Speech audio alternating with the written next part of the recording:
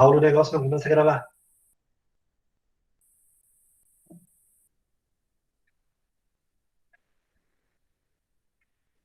Já começou? Já tá gravando. Já tá gravando. Começou. Olha lá. Essa ideia, olha lá, essa ideia de um Estado grande, um Estado que intervencionista, é uma ideia comunista, né? Pensa na Rússia comunista, Cuba, Coreia, as empresas são do governo.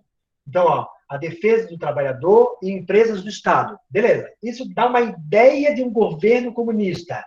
Mas por que Vargas não é comunista? Porque ele não tem nada contra a propriedade privada, tipo, empresas que não são do governo. Ótimo, ó. Ele não se opõe à propriedade privada. Inclusive, ele vai estimular isso, né? É na era Vargas que o Brasil vai se industrializar. Que as indústrias do Brasil, as grandes indústrias vão surgir, vão começar a aparecer no Brasil e se desenvolver durante a era Vargas. Então, ele não é contra a propriedade privada. Ele é contra a exploração de recursos naturais, ferro, geração de energia, esses recursos naturais, por empresas privadas. Mas as indústrias de tecido, de calçado, de não sei, isso pode ser empresa privada. Então, Vargas não é comunista. Ok? Entendem isso, né? Olha lá, ó. Se ele fosse comunista, não teria propriedade privada. Tá? Mas ele não se opõe à propriedade privada. Agora, por que Vargas bom, ele parece liberal, então, olha lá, ó, vamos começar por aqui. Ele parece um liberal porque ele apoia a propriedade privada. Mas por que ele não é um liberal total? Por que ele não pode ser considerado realmente um liberal?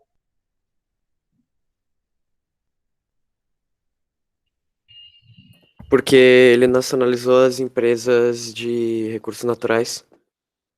Isso, ele não é liberal porque nacionalizou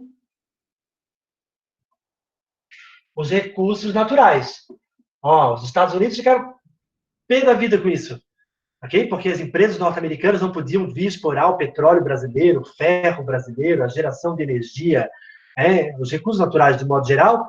O liberal, ele abre para o mercado e daí vem quem pode, quem paga mais. Tá? Num processo de privatização, aquele que paga mais leva. Então, as empresas internacionais acabaram não podendo vir para o Brasil explorar esses recursos naturais. Então, ele não pode ser considerado um liberal, no sentido literal da palavra, porque o Estado tinha uma intervenção. Um Estado liberal, o governo não intervém. A economia se regula sozinha, as empresas se regulam sozinhas, o mercado se autorregula, então tudo é controlado por alguém, não pelo Estado. Ó, aqui a gente tem um Estado mínimo. Estado mínimo, menor interferência possível do Estado.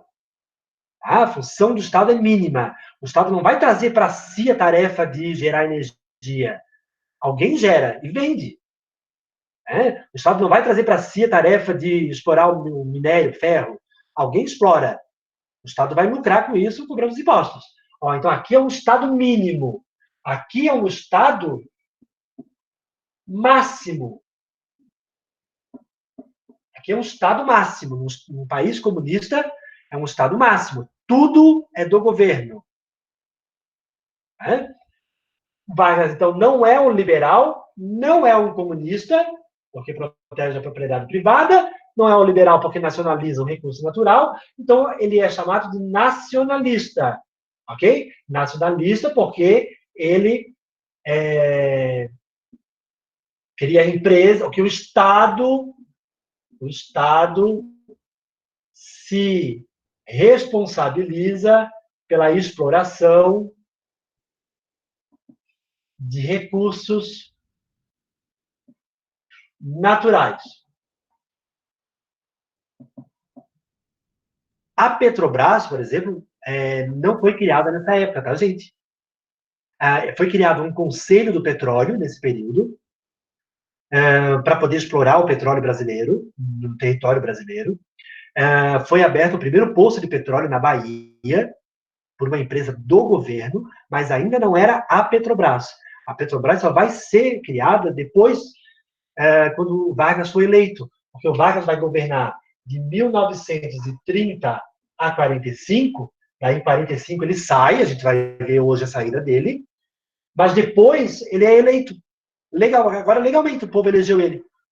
Porque ele não foi eleito em nenhum momento pelo povo, né? A eleição dele foi indireta, lembram disso, em 34. Mas depois ele vai ser eleito, e daí durante esse governo dele é que ele vai criar a Petrobras, que está aí até hoje. Essas outras empresas aqui já foram vendidas, a Vale já foi vendida, a Siderúrgica já foi vendida. O que está né? escrito em linguagem dos jornalistas, André? Oi? O que está Aqui? escrito aqui que está uma qualidade meio ruim, não dá para enxergar. Que o Estado se responsabiliza pela exploração de recursos naturais. Por isso que ele é Obrigado. considerado um nacionalista. Não pode vir uma empresa de fora, tem que ser do Brasil, tem que ser do governo. Essa era a ideia do Vargas. E aqui estão as ideias dos partidos de direita e de esquerda, gente. E não sou eu quem está falando isso, ok? Não é uma ideia minha. Isso não é uma teoria minha. Isso é assim que funciona, historicamente falando mesmo, né? Os partidos de direita protegem o Estado mínimo, defendem o Estado mínimo. Então, o que a gente vai ver durante um governo de direita? A gente vai ver privatização de empresas. Porque o Estado não quer ter a obrigação de administrar essas empresas. Num governo de esquerda, ou comunista, ou socialista, a gente vai ver um Estado máximo. O Estado se responsabilizando por essa geração de energia. E não só isso, né? Por exemplo, a universidade pública. Um governo liberal privatiza a universidade. A intenção é privatizar a universidade. Um governo de esquerda não vai privatizar, pelo contrário, ele vai estatizar, ele vai ampliar as universidades públicas. Então, é uma questão ideológica. Se está certo ou se está errado, isso fica por conta de vocês. Do que vocês acreditam. Tem vantagens e desvantagens, tanto de um lado quanto do outro. Depende de onde tu olha. Um liberal vai olhar para cá e vai fazer as críticas. Um socialista vai olhar para um liberal e vai fazer as críticas. É uma questão ideológica. Onde vocês vão se colocar, isso vai depender da formação de vocês. E a formação de vocês tem a ver com a família, tem a ver com as aulas, com os amigos, com as coisas que vocês leem, assistem, de que forma que vocês vão se posicionar com relação a isso. Isso é com o tempo mesmo, tá? Que vão se formando. Mas no caso do Vargas, estou trazendo essa discussão de volta para a gente relembrar essa questão. E daí, assim, olha que legal. Porque os liberais olhavam para o Vargas e diziam: seu comunista! Porque o Vargas fazia leis trabalhistas, criava as empresas que exploravam os recursos naturais. Os comunistas olhavam para o Vargas e diziam: seu liberal! Porque deixava as empresas privadas se instalar aqui no Brasil de tecido, de sapato, de sei lá o quê. Podia ser empresa de fora. Só não podia para explorar os recursos naturais. Então, um dizia que o Vargas era outro, e o Vargas ficava aqui no meio. O Vargas é um nacionalista, na verdade. Vamos lá. E daí sobraram duas charges, talvez as duas mais interessantes, para a gente interpretar.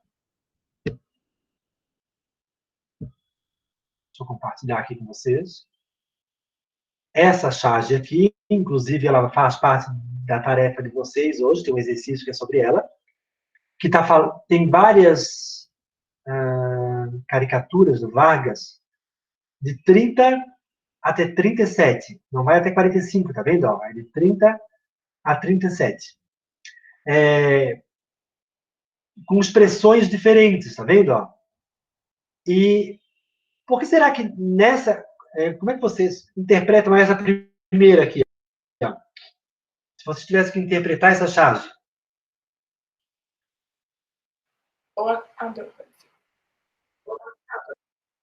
Oi?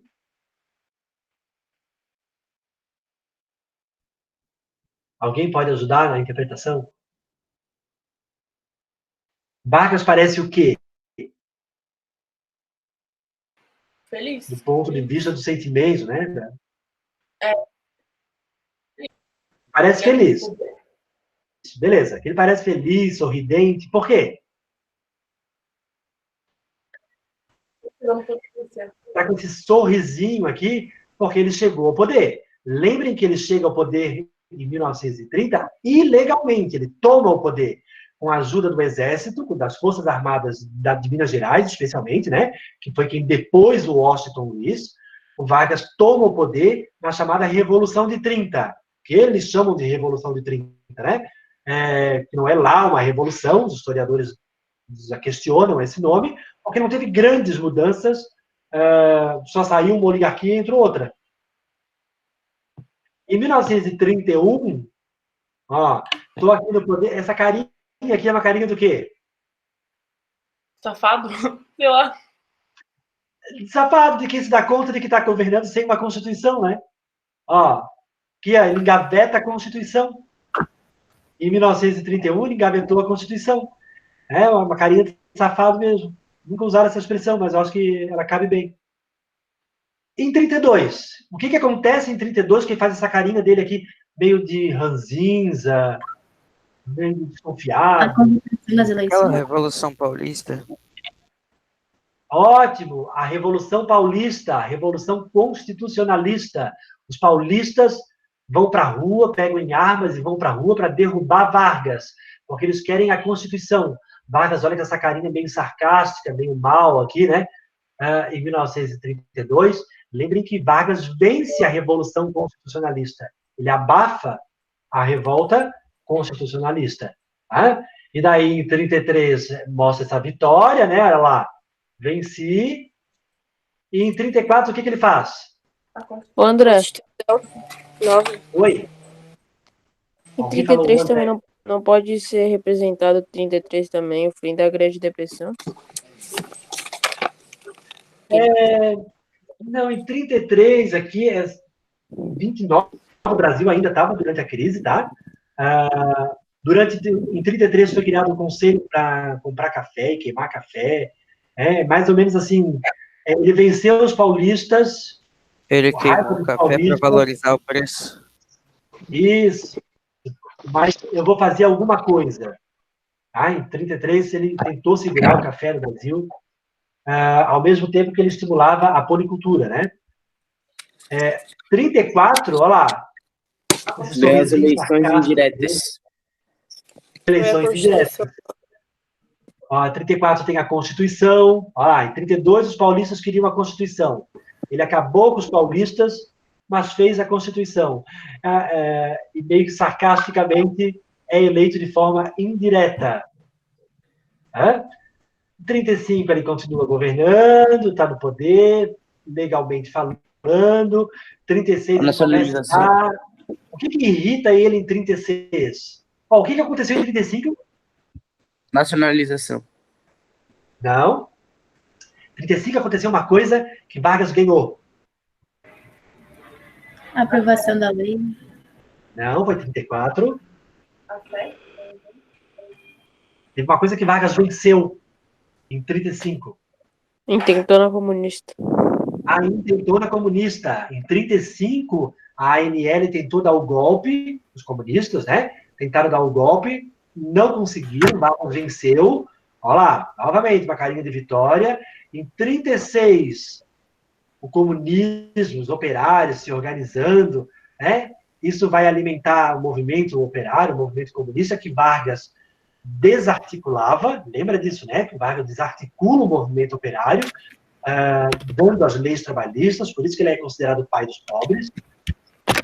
Ele dava as leis para tirar, era como se ele desse um direito e tirasse outro. Eu dou o direito às férias, mas eu tiro o direito de se manifestar. Eu dou o direito a um dia de descanso, o salário mínimo, mas tiro o direito de se organizar em sindicatos. Ele até deixava, tá? Só que os sindicatos tinham que ser controlados por ele. Para quê? Para evitar o movimento comunista no Brasil. E em 37, essa carinha de raiva, de Plano Cohen. brabo, é o plano Cohen. De desconfiado. Né? Aqui o plano Cohen, 37, quando ele recebe o plano Cohen e cancela as eleições, né? Para a carinha de quem não vai brincar, cancela as eleições e fica no poder até 1945. Minha próxima ali. E a última, uma charge bem famosa do Vargas. Como é que vocês interpretariam essa chave? Essa aí foi a primeira, né? A gente já não viu. Não. Ele botou fogo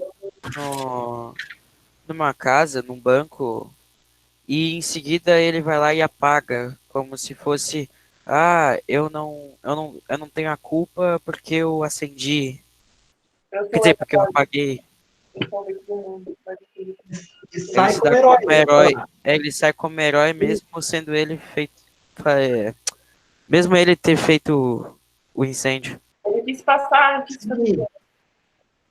Ó, ele fazia os incêndios, ele provocava as coisas, ele ia lá, apagava os incêndios e saía como herói. Que situação a gente poderia usar para demonstrar isso?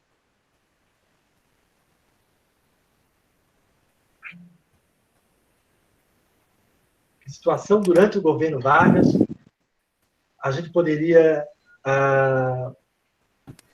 usar para mostrar como essa charge é aplicada?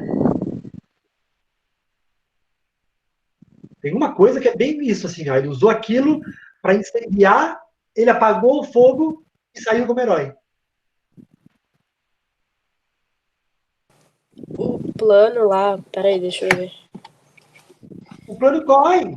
O plano Isso. Cohen foi forjado, assim como esse incêndio, ó. Assim como esse incêndio que aparece aí na tela de vocês. Que era um O plano espião Cohen foi russo forjado. que ia perseguir o governo, não era um negócio assim? Oi?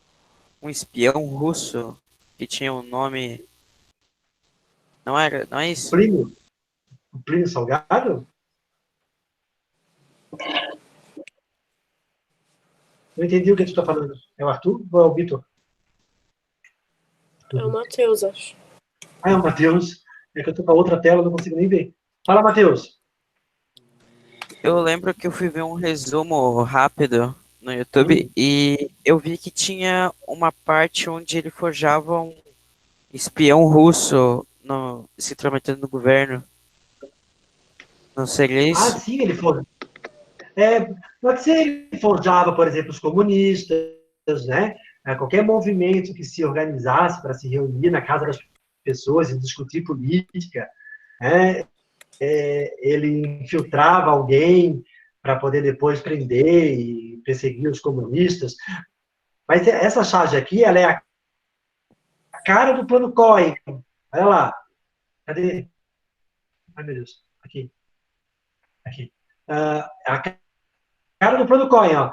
Aqui. Como se ele fizesse com o plano Cohen. Vai lá, bota fogo no negócio, vão tomar o poder no Brasil. Isso, e sai como um grande herói. Impediu o comunismo no Brasil. Que era um plano falso? A gente sabe que era um plano falso. Assim como esse incêndio é falso, né? Foi um incêndio provocado por ele. Não foi uma coisa que pegou fogo naturalmente, ou sei lá, um botijão de gás estourou, ou um circuito deu pane e incendiou o negócio. Não, foi um incêndio provocado. O plano Cohen foi um incêndio provocado. Né?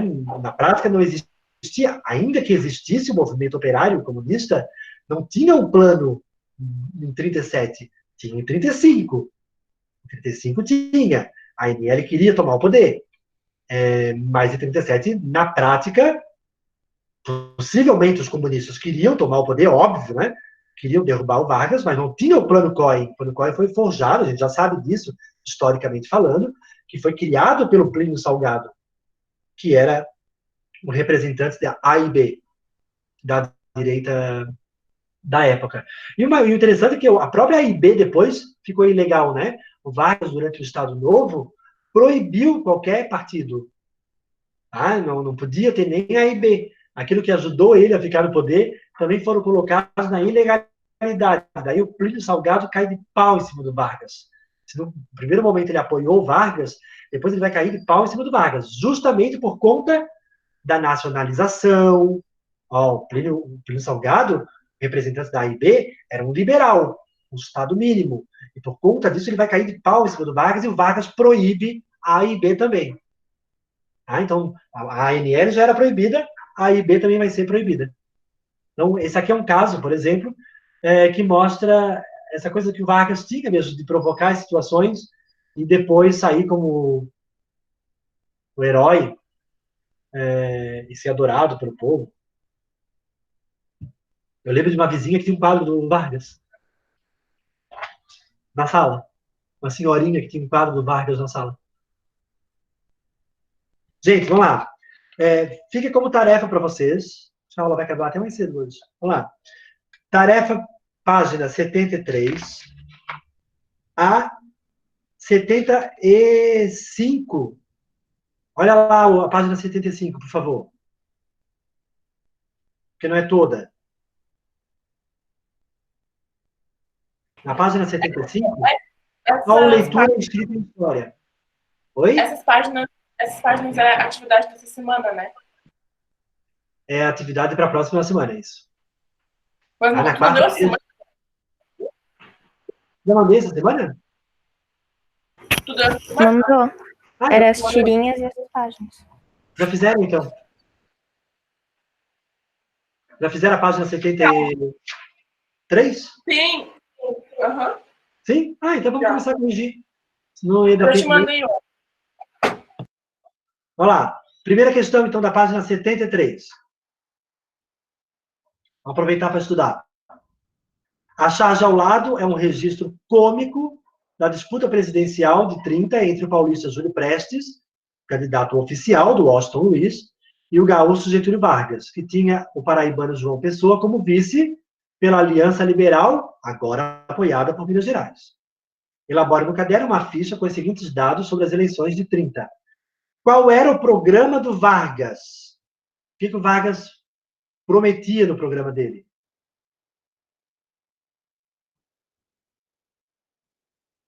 Voto secreto, leis trabalhistas.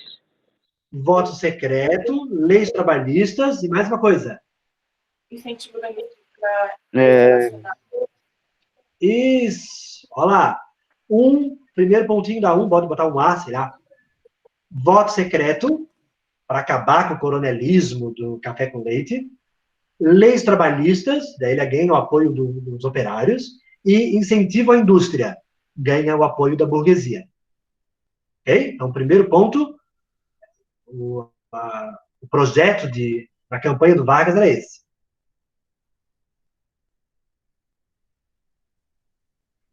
Depois, como Vargas reagiu à vitória da situação? Como assim, gente, vitória da situação? Que situação? Ele chegou no poder. De quem estava no poder. A situação sempre é quem está no poder, tá? Nesse caso aqui. Então, como é que o Vargas reagiu à vitória da situação? Ele disse que estava só provisoriamente, mas ele ficou fortalecendo ali o governo. E daí o que aconteceu?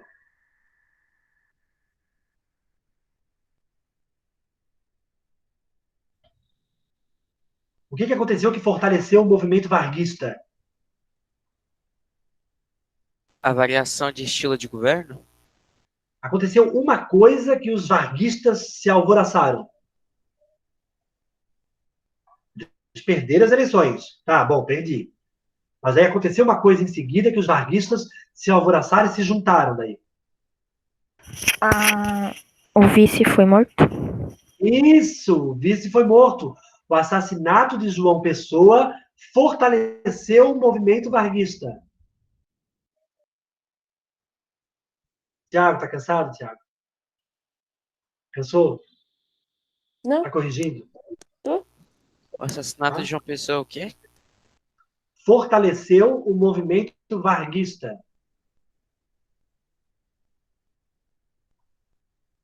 Porque daí eles acusaram o Washington Luiz de ter mandado matar o João Pessoa. E daí a gente viu um vídeo que mostrava que não, né? Na verdade, tinha um caso de amor ali na história. Qual foi o desfecho, o fim do movimento Que de 30? derrubaram o Washington Luiz, que tinha ganhado as eleições, e cederam o poder para o Getúlio Vargas, que era o candidato à presidência. Ótimo. Os militares mineiros derrubaram Washington Luiz e deram poder para Vargas. Então, ele é um golpe civil-militar. Mas o Vitor falou ali errado que o Washington Luiz que ganhou as eleições. Quem ganhou foi o Júlio Prestes. Quem ganhou foi o Júlio Prestes. Ah, tá. Igual que eu tô falando. O Vitor falou agora que o Washington Luiz que ganhou as eleições, só que ele já era o presidente da República. Ah, eles derrubaram o Washington Luiz, né? É isso.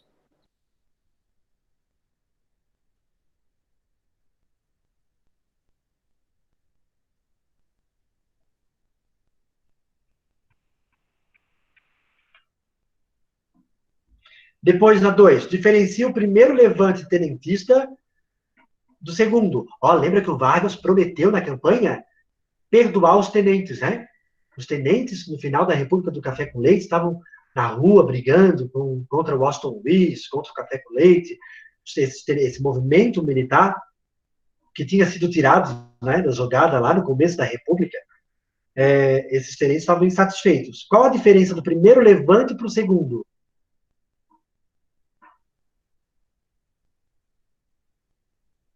Quem fez?